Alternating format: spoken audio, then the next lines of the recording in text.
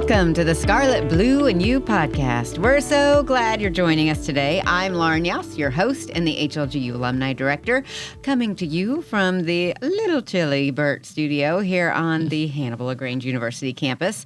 Today is one of my absolute favorite episodes of the year because it's time to unveil the Burt's, Matz, Youse book list for 2026. I wish we had one of those buttons with the clapping. That would be perfect right there. It would be. But I'm thrilled to join once again Mrs. Burt, who is one of our previous First Ladies, and our current First Lady, Mrs. Jessica Matz. Welcome, ladies. Thank you. Always a pleasure. Thrilled to be here. I'm so glad. This is so fun. Okay, so both of you are wonderful avid readers, and I am once again excited to dive into some great book conversations with you. But before we jump in, I have a confession. Last year, I set a goal to finish This Is Happiness in 2025, and I did not make it. How close are you? I am within 100 pages. This will be the year. That goal moved This will you. be the year. Now, this is a book that Jessica recommended and reviewed, right? And I had started it one other time and only made it like 5 pages and was like, this is not my book. My. But she recommended it so well. You know it has value And then. somebody gifted it to me, so I felt this pressure that somebody really thought I would enjoy it. And, oh my goodness. This will be the year. This will be the year. Okay. Well, don't feel bad because I gave up on a book this year, too, which I told you about. Never happens. But that's for another day. Another talk. Yeah. Okay, so a new year often brings new goals, maybe even a resolution to read more. And if that's you, we are here to help. Today we're rolling out the Burt's, Matz, and Youse 2026 book list filled with titles we love, and we hope you will enjoy them too. So each one of us has brought 4, and if you do your multiplying, that's 12 books, one for each month of the year.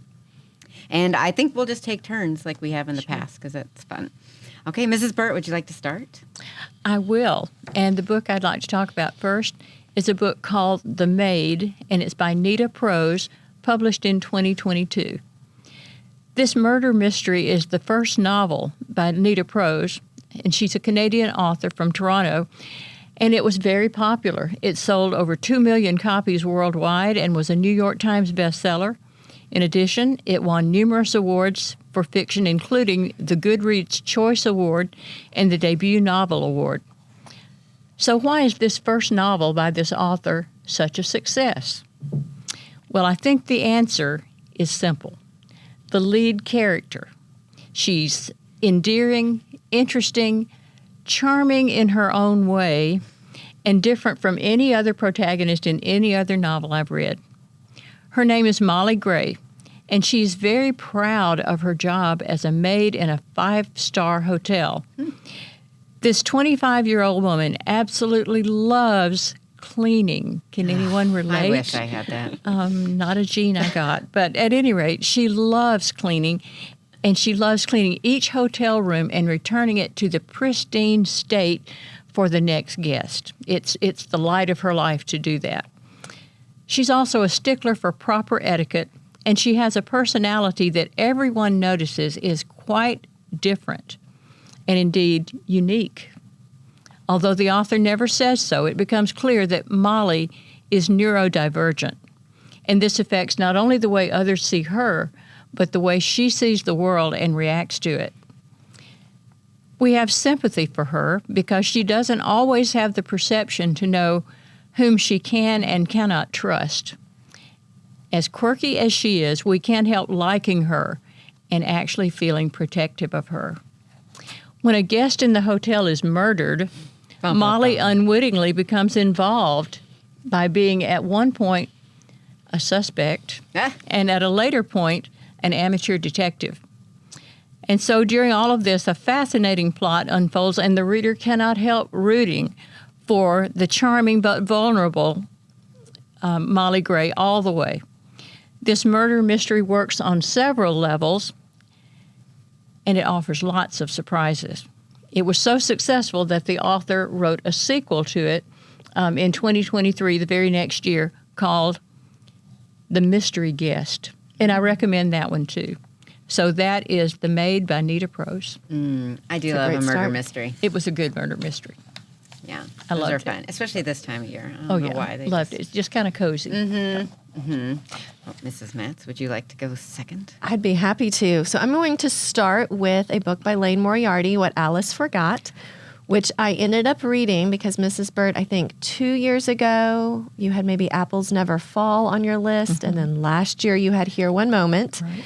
And so over Thanksgiving break, I really had the opportunity to dive into books. I read the two of those, loved them. And so just Kept said, going. what else is available Yeah. by this author? And so that led me to What Alice Forgot. Have you read it, Mrs. Burt? No. I have read this one. It It's was good. very good. It's an older book. Came out in 2009, so 16 years old. It explores identity. It explores the passage of time. And the way it sets this up is in the very first chapter, very first few pages. I'm giving nothing away. There's a 39-year-old woman named Alice Love. She collapses in the gym. And when she comes back to, she believes she is her 29-year-old self, that she is expecting that she is happily married, and not that she is her 39-year-old self on the brink of divorce and a mother of 3. And then through this, the author, I feel like Liane Moriarty is just excellent at character development, at a mystery that has suspense that pulls you forward, but also causes you to think, some introspection. And so this idea, how does memory shape who we are? Would we even know ourselves if we went back and met ourselves 10 years ago? The other thing that came to my mind as a counselor, there's this a thought in marriage counseling called hope-focused marriage counseling that kind of taps into these ideas of memory. And it talks about asking a couple, how did you meet? How did you fall in love? As an intervention itself. That when you go back and you remember those memories, that those memories truly shape who we are and how we think about the present. And so this book kind of comes at that from a different angle. Highly recommend. Oh, that It was a sounds fun really read. good. I think it was my first Liane Moriarty. It is an excellent, a beach read, a rainy day. You're going to read the whole book in one sitting. It's a Yeah, good it's one to fun. grab. Oh, sounds good. Good recommendation. All right. Well, my first book is This Tender Land by William Kent Krueger. And this is my second William Kent Krueger book. The first one was No Ordinary Grace. Does that sound right? Ordinary Grace? Just Ordinary Grace. There it is. Ordinary Grace. And I just feel like his books take you on a journey. And they're kind of fun. This book really reminded me of like a Huckleberry Finn, but set in more the Depression time. And so it's one of those rare novels that's beautifully written. It is a big book, so don't be intimidated, but it goes pretty quick. It's hard to put down. The whole story is narrated by Odie O'Banion, and I just grew to love the name Odie. I'm pretty sure if I got a new cat, his name would be Odie. And he's a young guy, just 12 years old in the 1930s. He is mischievous. He's funny. He's very honest. He has a big heart. But he's that kind of narrator that you instantly connect with. You just want to root for him from page one. And it takes place in Minnesota at the Lincoln Indian Training School. And historically, these are Native American schools where the government sent Native American children to learn to be American, sometimes against their will. Interesting. And so Odie and his brother Albert go to the school. They are not Native American, but they end up at this school. And immediately, it's not the easiest place to grow up. There's the villain is the superintendent of the school, and just like you love Odie on page 1, you pretty much despise her on page 3. You're like, I don't like you. Not good. So Albert is the brother, Odie, and their friend Mose, who is a Native American, and then this little girl named Emmy decide to escape, and they do it heading down the Minnesota River. So there's your Huckleberry Finn. And it's just really fun. It's Great Depression, which is not fun, but it opens up for a lot of characters and interesting characters that are in circumstances that maybe wouldn't lend themselves other than this time period. And it's a beautiful picture of the Midwest because he travels. The book goes from Minnesota all the way down to St. Louis. So you get a big, wide expanse. And it's just a classic. There's humor. There's adventure. There's a little bit of everything. And at the end, as always, I like it. It's tied up with kind of a nice bow, but then some other, like, thought-provoking, like, I didn't see that coming. So it's a great balance. It's finding God's grace in unexpected places, and characters that you think you're not going to like, you end up liking, and vice versa. So it's a great book. It sounds wonderful. It's great. Yeah. And the title again? It's called This Tender Land. This Tender Land. Oh, I've heard lots about that book. It's very good. Good to know. Lauren, this is your one recommendation I've read. And as I read it, I felt like I was reading literature that would stand the test of time. It That feels 30, 40 very years classic. from now, I think people are going to be returning to it. I agree. Yeah, it's a very timeless book. Very good. Sounds good. Yeah. All right. Number 2? All right. The next one on my list is a book I truly loved. So I'll try not to talk too much about it. You know I'd like to tell you the entire story from beginning to end, but I'll try to restrain myself today. So this is The 5 Wishes of Mr. Murray McBride by Joe Siple, and it was published in 2018. Joe Siple is a sports newscaster turned novelist, and he's written 6 novels at this point. This book was his debut novel and was a USA Today bestseller, an Amazon bestseller in several countries, and the winner of multiple awards for fiction. So The 5 Wishes of Mr. Murray McBride is one of the most heartwarming books I've read in a long time. It tells the story of 100-year-old Murray McBride, a widower who has outlived nearly everyone he has ever loved and has lost his will to live. Back in the 1920s and 30s, he was a famous Major League Baseball player. But those glory days are long gone at this point. Now he just endures every day and feels that his life is completely empty. The people he sees most regularly now are his doctor and his priest. And by the way, he goes to confession every single day at age 100. Both the priest and the doctor are trying to help him, but to no avail. In fact, Murray has already decided the date when he is going to stop taking the medicine that's keeping him alive.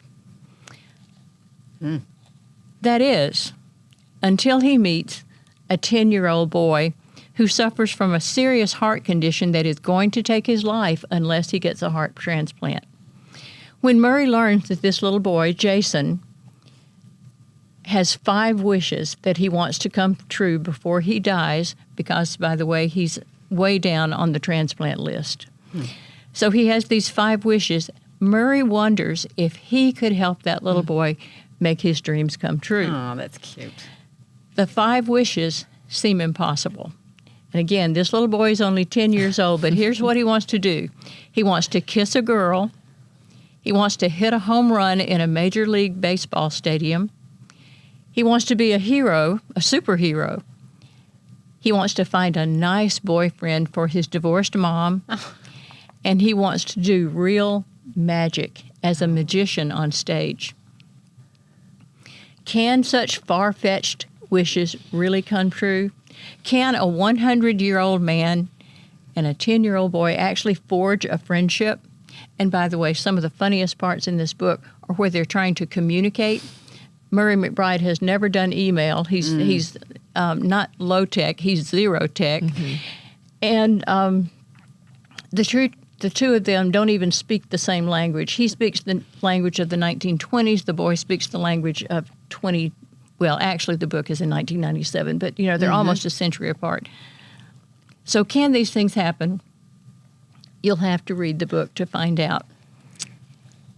This is definitely a character-driven book, which I love.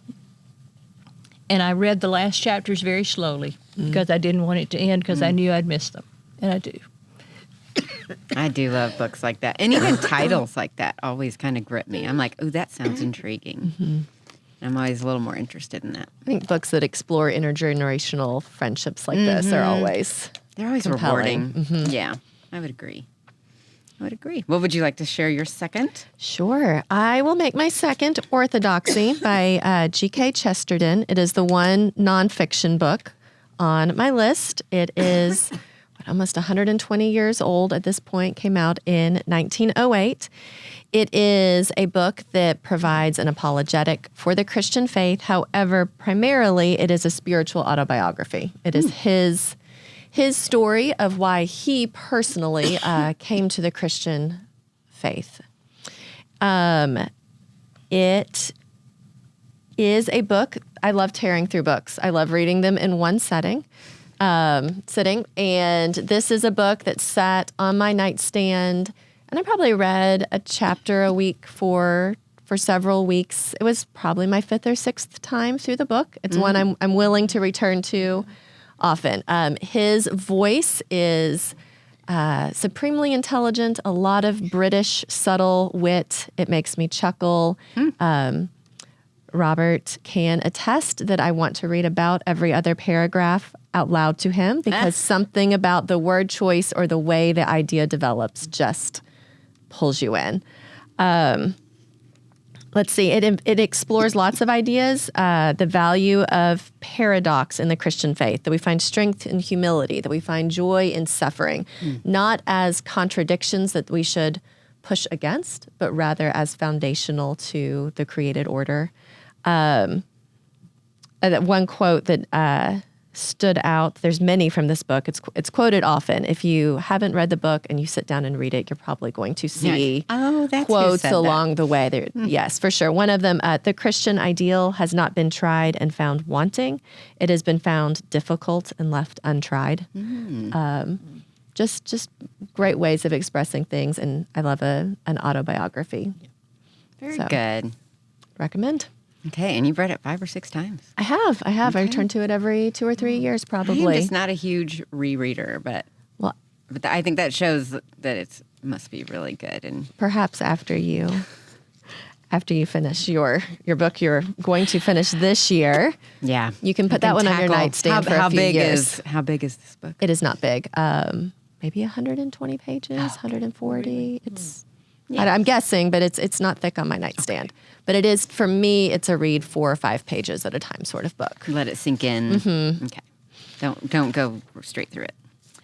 Okay, whereas my next book, I think you could go straight through it if you wanted, or you can savor it in little bits. It is A Tree Grows in Brooklyn by Betty Smith.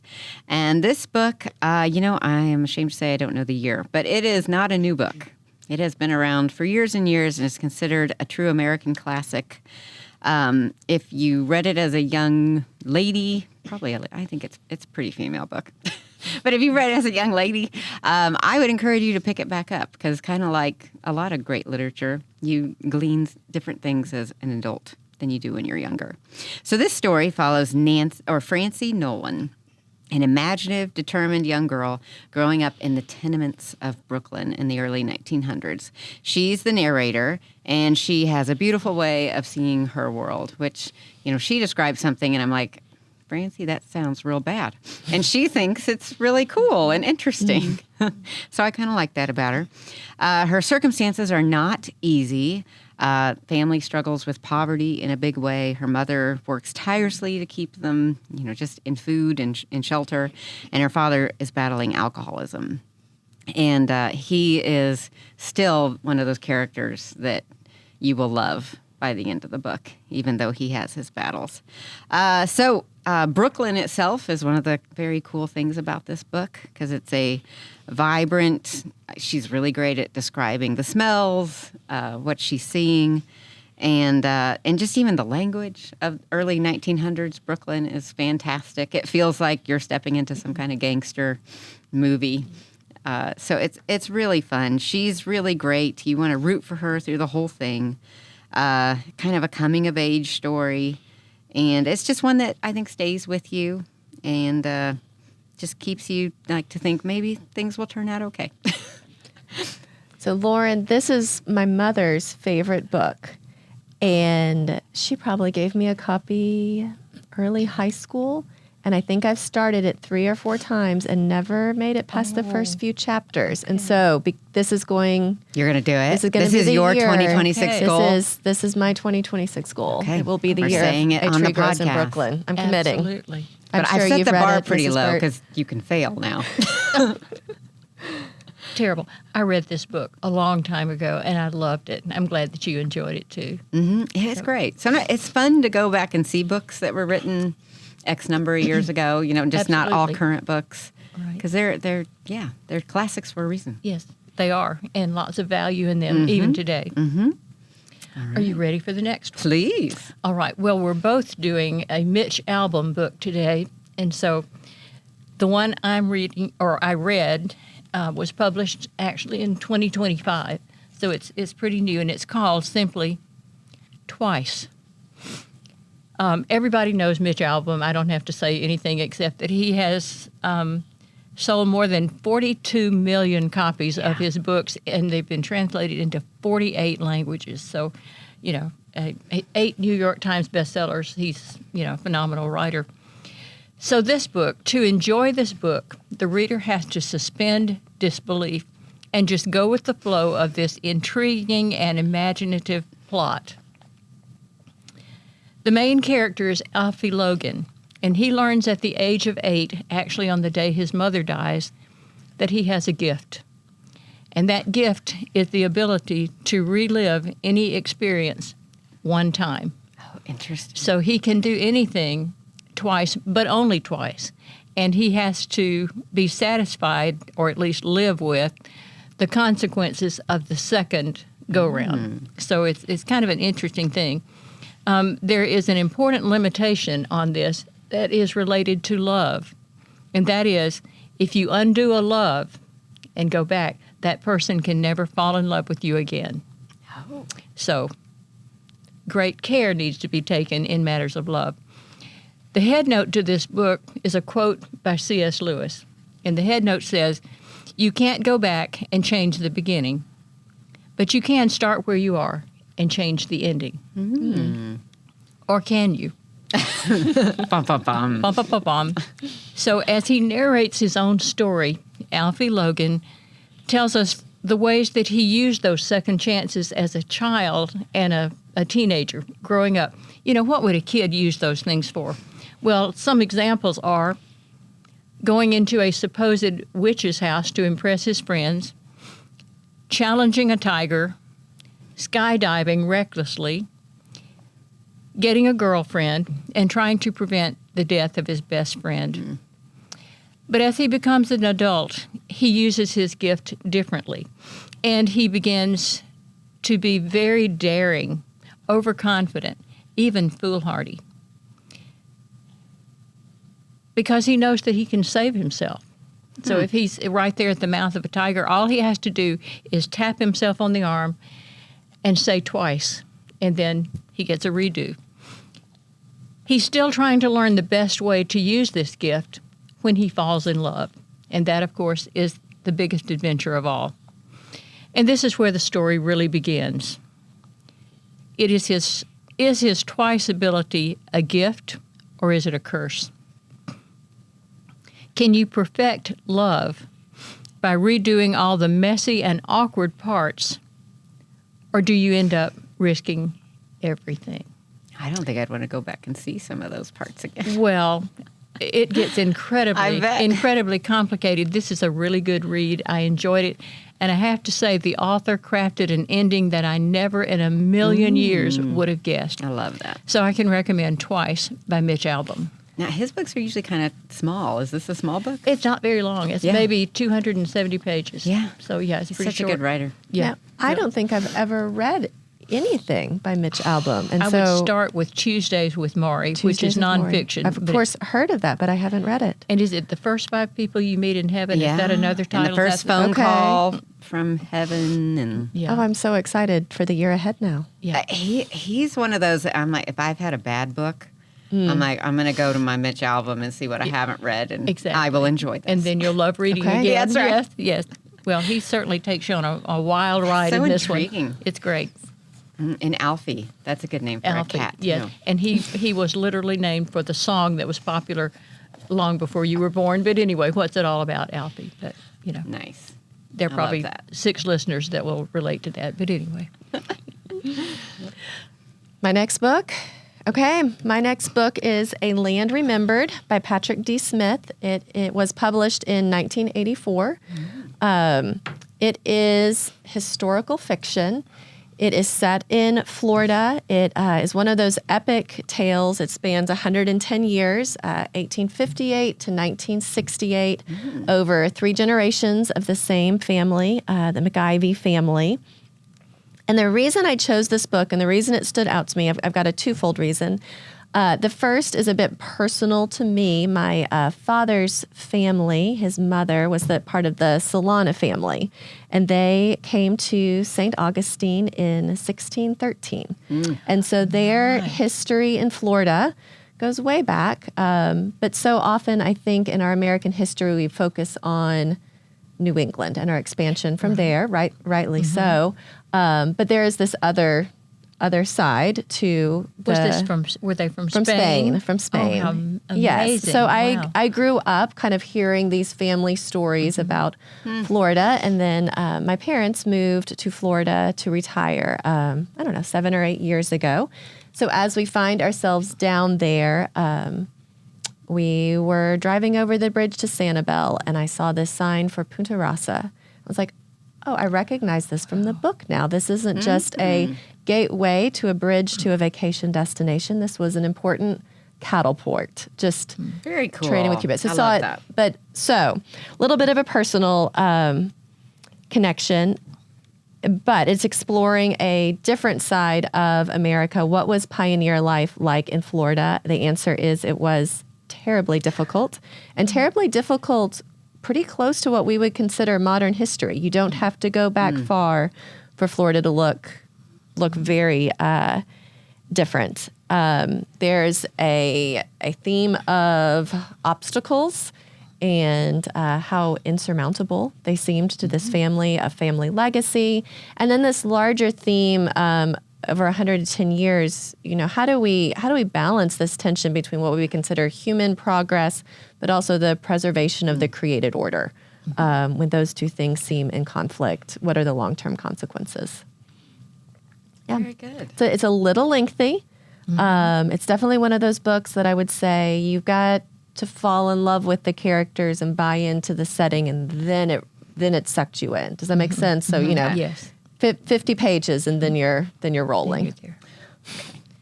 I feel like she says this for me. Yeah. Like, you can do it. She's encouraging you. It's for isn't she? everyone, because Yeah. actually my parents were like, you need to read this book, you need to Okay. read this book. And I would pick it up at their house and I'd make it 20 pages in. And then this one time I finally made it 50. And then Wow. I was just Okay. hooked. I need to know what happens to this family. And how fascinating to have your family connection Oh, with for that, sure. with your Yes. family from Spain. Fascinating. Goodness. Do you know much of the history of your family? It's kind of a well-known family in Florida history, so you can pick up books and read little cool. bits. That is so neat. Yeah. I've always wanted to go great. to St. Augustine. Oh, yeah. Haven't met it yet, but Yep. it's on the list. Along with reading a certain... Along with Yeah, reading a yeah, certain book. exactly. Yes. So many things on the list. It's so much. All right. Well, my next book is a young adult book, and it is by Gary D. Schmidt, who, if you've done the book list before, that's a familiar one because he did the Wednesday Wars that I loved so much. So this book is called The Labors of Hercules Beal, and it is just as good as the Wednesday Wars. Maybe no, it's not better, but it's just as good. I loved it. And he's quickly become one of my all-time favorite authors. He just has a gift for writing stories that are both deeply moving, accessible. They're easy for young readers, but honestly, adults love them because they're wonderful books. So in this novel, we follow Hercules Beal, a middle school boy living in Cape Cod who has recently lost his parents. He and his older brother, who's now his guardian, are trying to rebuild a life together while running the family's struggling nursery business. So you get to learn a lot about plants, too. Hercules starts at a new school, and his homeroom teacher is a former Marine and one of the most unforgettable characters in the book. He's everything stereotypical about a Marine you could think. It's fantastic. He gives him a year-long project to reenact the 12 labors of Hercules, but in real life. And he does it. He does it well, and he does it in a beautiful, funny, heart-tugging way. Each labor is usually very creative, and you're like, where are you going with this? Because if you remember some of the labors, it's like the golden fleece and cutting off heads, and And he does that in the And modern day? he does. He Wow. does. And they're fantastic in some ways. And they're usually comical because you're just Yeah, like, of oh, course. okay. I see where we're going with that. Good. But I love that it's set in Cape Cod. It's a beautiful area. And it's just gentle, humorous. There's some grief that they're working through as brothers that's lovely. And just, he's so good. And it's celebrating small victories that turn out to be really big moments and milestones for this young man. So it's a fantastic book. Totally recommend it. And it's great for like a road trip with lots of ages. Yeah. They'll enjoy it. And it's really funny. So you say a road trip. Do you like have it on audio when you do that? Yeah, do that. Yeah. The narrator's fantastic. Yeah. One of my daughters and I used to take road trips, and we would read to each other. Oh. And when she was a teenager and had her driver's license, we would swap driving. And more than once, we missed our exit because we were got caught up. fascinated with what was going on in the books. But yeah, so That's when you know it's a good book. That's when you know it's a good book. Absolutely. You drive more. Yeah, yeah, past the exit. Yeah. That's right. Yeah. So we had to change our dining plans a couple of times, but anyway. Worth it. It was all worth it, yeah. So the last book I'm going to talk about is a nonfiction work called Confronting Christianity by Rebecca McLaughlin. Are either of you No. familiar with her? Okay. I was not. This book was published in 2019. I became familiar with Rebecca McLaughlin when I did a Bible study a couple of years ago that she wrote that was called The Gospel Truth. She's originally from the UK and has a doctorate from Cambridge University, but somehow she met and married an Oklahoma guy and moved to the U.S., and I believe, if what I've read is correct, they live in Massachusetts. So, interesting background there. In my opinion, she's an excellent thinker, and she writes with unusual clarity and depth. And I'll say at the outset, this is not a quick read. This is not one that you will want to sit by the fireplace and read in a day, because you need time to think about what she's saying and kind of mull it over. One of the points that she makes early in the book was something I found interesting. She talks about the fact that here in the Western world, and especially in the United States, we see Christianity as waning with, we hear it all the time. The churches are emptying out. People are becoming more agnostic or atheistic and that kind of thing. But she points out that that's not true in the world as a whole right now, that there are places in the world where Christianity is just blossoming, and there are many, many converts. Not the same in the U.S. as we would certainly wish it were, but it's kind of an encouraging thing to hear that there are places where the gospel is truly thriving. Confronting Christianity was named Book of the Year by Christianity Today in 2019. And in this book, she deals with some of the most difficult modern challenges to the Christian faith, discussing 12 specific issues that are sometimes stumbling blocks for those who are considering Christianity. A few of the questions are, and these questions, by the way, there are 12 of them. I'm only going to mention 6 quickly. But these questions form the framework of the book, and there's a chapter devoted to each one. So some of those questions. 1, how can you say that there's only one true faith? 2, doesn't religion cause violence and hatred? 3, how can you take the Bible literally? 4, hasn't science disproved Christianity? 5, how could a loving God allow so much suffering? 6, how could a loving God send people to hell? I like this book because it's well-researched and thoroughly discusses each of its 12 topics. It's also readable and interesting. It sounds like it could be stuffy, but it is anything but stuffy. It is highly accessible. It truly is enjoyable. And I think a lot of that is due to the personal experiences and observations that she includes in the book. Finally, I like the fact that she doesn't simplify any of these issues. She faces them head on, doesn't give any kind of expected or pat answers at all. Instead, she deals with the issues from a place of knowledge information, expertise, and real insight. So if you're looking for an examination of the Christian faith that speaks to the 21st century mind, this is a great book for you, and I highly recommend. Very good. I had never heard of that book, so perfect. I really love her writing. She's a very thoughtful and well-informed writer. Perfect. So my final book is Theo of Golden. And Lauren, when you asked us to select our books, maybe a month ago, I wish I had asked both of you to pick it up quickly and read it so that I need a book club to discuss this one with. I haven't had a discussion yet. This is a book I've been wanting to read. It's coming on up. my next. And it's on my list. I'm definitely recommending it. Okay. It was self-published, a debut self-published novel in 2023. And through social media, word of mouth just really picked up steam. It was picked up by a publisher then in 2025. Okay. But I mean, very rare circumstances for a debut self-published novel to get this kind of traction. Explains, it was hard to find when I wanted to buy it. That is this why. Explains it.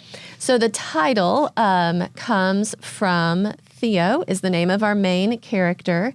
And he is an older gentleman who arrives in the town of Golden, which is in the southern United States in modern times. I would describe it as a very gentle mystery that he has arrived. We have his name. He is not known to the people in the community. He walks into a coffee shop, and there are 92 pencil portrait sketches on the wall, all by the same artist. He finds them compelling and decides to return each one, the beauty in it, return that beauty to the rightful owner, being the person in the portrait. They're all local people, and so the plot is carried forward by the connections he makes as he finds and gifts each of these portraits. It is about the power of being seen. It is about kindness. Is it about connection? It is one of a very short list of books that I would say I am better and challenged to be better because I read that fiction book. That's a short list. With that said, and here's why I need a book club, there were a few times that I thought, if this book had had an editor. Oh no. And that's, I'm giving a very gentle critique, but at times I wanted him to show me, not tell me. Right. Or I thought, is this character really fully believable? Oh, okay. But the overall story is so good and so full of truth and beauty and goodness that it absolutely made my list, and I think it should be read. Okay. Yeah. Well, now we know what to expect. Yes, somewhat, but you don't know who Theo is, and that is the gentle mystery that does propel the book forward. Interesting.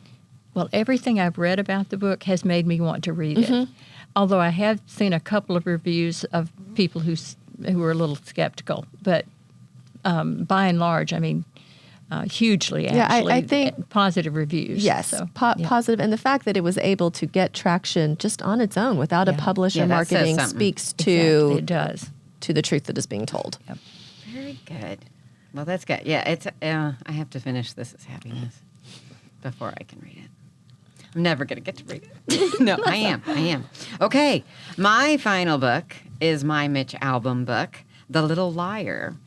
And I started reading Mitch Albom only a year or two ago, but he is quickly becoming one of my go-tos. Yeah. So if anyone has listened to the podcast before, you know that I adore World War II literature. So, of course, I had to add one. Yes. So this is that one. So it kind of covers all the areas for this one. So let's see, where do I want to start? It's powerful, emotional, incredibly thought-provoking, takes place during World War II, follows a young Jewish boy named Nico, who has one very defining trait. He never lies. It's not that he can't lie. He just is very truthful and honest and does not lie. And it's almost legendary around his community. But when the Nazis invade his Greek hometown, his gift becomes a curse. He's actually manipulated by the Nazis into helping deceive the very people he loves, believing he's guiding them to safety. Like, he really believes that, when in reality, he's being used to get them onto trains. Oh, no. And it just takes off from there. So it's a story through multiple perspective, which I always love. So it's Nico, his brother, a girl from their neighborhood, and even the enemy who exploits Nico. Oh, my. And the shifting viewpoints give it this haunting, layered effect, showing how one moment and one betrayal, it can ripple throughout all of this community. So one of the most unique parts of this book is the narrator itself, which is Truth. Truth is the narrator. Oh, wow. So, I mean, That's creative. Yeah. He speaks directly to the reader and frames the story in a way that's almost spiritual, reminding us that the nature of truth lies forgiveness and redemption. So, although the setting is heartbreaking, because, again, it is World War II, it's ultimately about the endurance of hope and the possibility of healing. And it's just a very heavy subject that somehow still has tenderness, compassion, and wisdom. So this is one of those novels that you'll want to talk to somebody when you finish it, because it has a fantastic ending. It's beautifully told. It lingers in your mind for sure. And if you appreciate historical fiction that asks big questions, and if you're a Mitch Albom fan, then you'll really love this book. It's fantastic. And again, it's not that big. He writes little books. He does. He does. Packs a lot into those pages. Certainly does. Yeah. That sounds fascinating. And I also enjoy the World War II era, and that sounds like a great plot. It's good. Yeah. It's good. But again, it's got your World War II terribleness to it as well. I'm sure. So if you're sensitive to that, you may not want to read that And one. using Truth as the narrator. What a fascinating It kind of concept. reminds me, what is it, The Book Thief? You say Death is the narrator. Death is, and like The Lovely Wars. It was the Greek gods. Like, I just, those kind of books intrigue me from the start. Absolutely. Yeah. Well, this was fun, ladies. So It 12 always books. is. It's an inspiring list. I'm excited to get going. Very So am I. ranges and a lot of different genres and lengths and. Absolutely. Do you all think about this all year long? Oh, I do. I do. I do. Usually, I'll read one and be like, "This is going on the list," Exactly. or I'll be like, "This is never going on the list." I will go home and I'll open my library account and put these all on hold in Libby. And because some are popular, it's going to be It's like gonna take a while. presents arriving Yes. through the year. Some Very will probably true. take 6 months Exactly. Very to true. get my way. Yeah, and then some like Tree Grows in Brooklyn's probably ready to go. It's actually Yeah. on my bookshelf from when my mom Oh, wow. You still have your Gifted it to copy. me. Perfect. That was nice to hear that that's your mother's favorite It book. is, yes. Well, that's the only reason I read it. A girl in my book club, it's her favorite book. And that was our first club meeting. We're like, what's your favorite book? And talk to us about it. And I was just like, I need to read it. That sounds intriguing. Good. And I trust her. So, Yeah. you know, some people you're like, oh, I trust you. And then other people are like, no. Nope. I know I'm not reading that. Right. That's Exactly. right. That's Yeah. right. I'm glad you enjoyed it, Yeah. but I don't think it's for me. Well, I think that's one of the things that makes this fun for me. I like the choices of books you all make. It's I she know likes if it, our book. Well, y'all are No. both great book recommenders, and I enjoy that. Well, Lauren's still trying to trust me in spite of This is happiness. Yeah, there is that issue hanging. You in know, the air, maybe isn't in the there? last 100 pages, it's really going to get exciting. Exactly. It'll be more than just rain and not going to church on But have you Easter. ever read 3 such beautiful pages about rain? No, they do Yes. stick with you. Yes. And that rain comes straight down to the side, left, right, big splats, little Have splats. you did you pick it up over the year, Mrs. Burt? No. No. No, you can have I'm afraid my that you copy. have influenced me. Oh, can I have it after? Well, but only after you finish, right? I know, right? So, like in 10 years, I don't know. It may It's going to take be a a while. No, I have faith in you. I do believe you're going to finish that. Okay, I'm going to do it. I'm going to do it. You have 4 coming of age. I like do. I had a young theme. narrators. You did I have a did. theme. I like it. Across very different genres. Yes. I sometimes do have themes. One theme year was animals. I remember I think they that. were almost all Yes, animal yes. books. But yeah, this is definitely a coming of age list for me. Sounds good. Yes. Well, thank you so much for joining me, ladies. Always so fun to be with you. Thank you, listeners, for joining us.